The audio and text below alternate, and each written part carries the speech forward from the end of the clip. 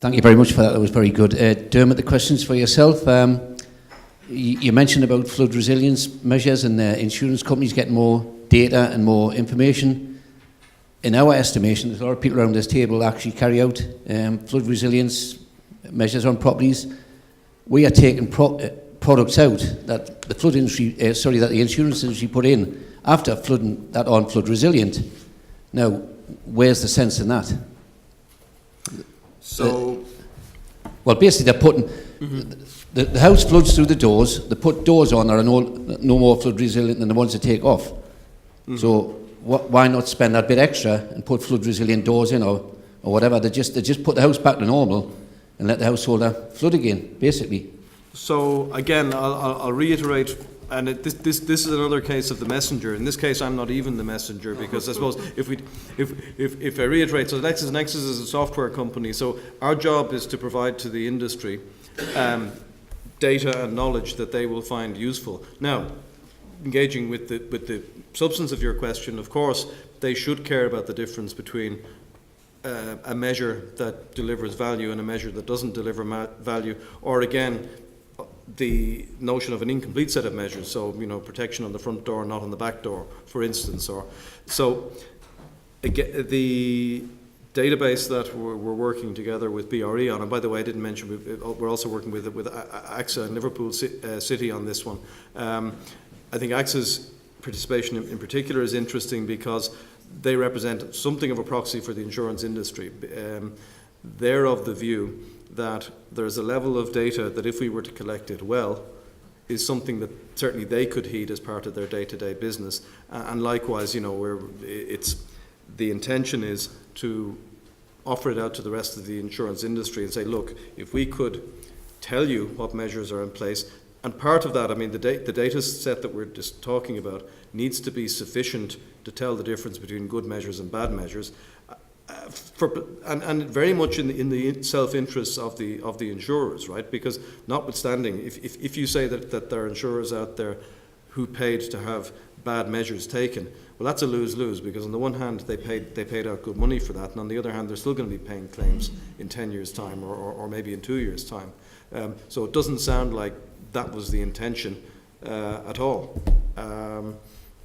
All I can say is, better knowledge, work with better knowledge and proper feedback, right? There's no point in having the right hand engage in measures that the left hand assumes will work, but has actually no certainty about it, has nothing to close the loop.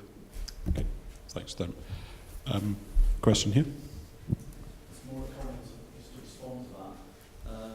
From the point What wasn't you, was it? No. So I'm from an insurance company. No, I know that. No, but no, you weren't the ones that bought those bad protections. No.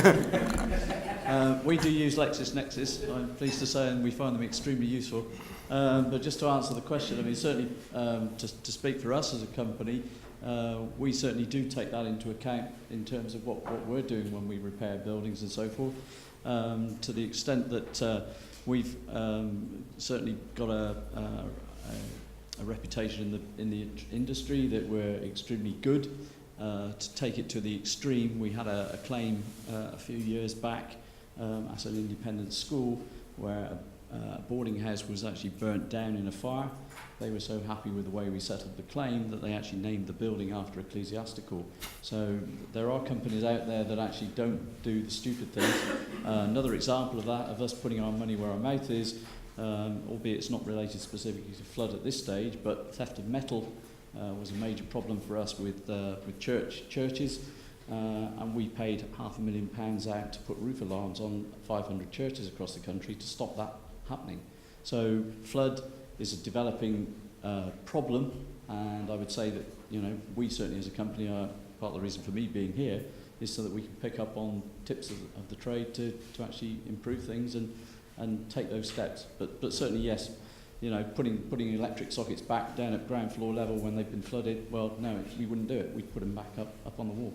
I think the fact that you're here on your own means that your company is probably the exception rather than the rule. Okay. Thank you.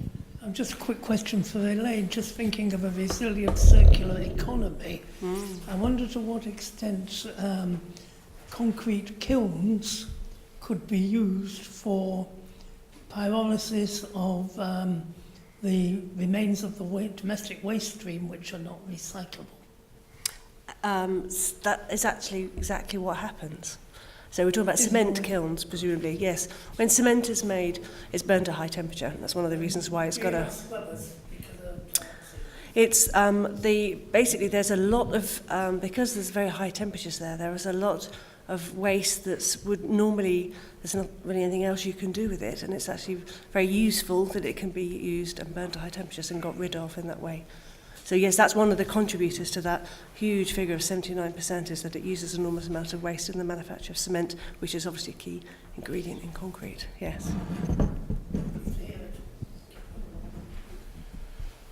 Okay, thanks so much. I think we're just about on time, so if you'd like to join me in thanking our speakers. Well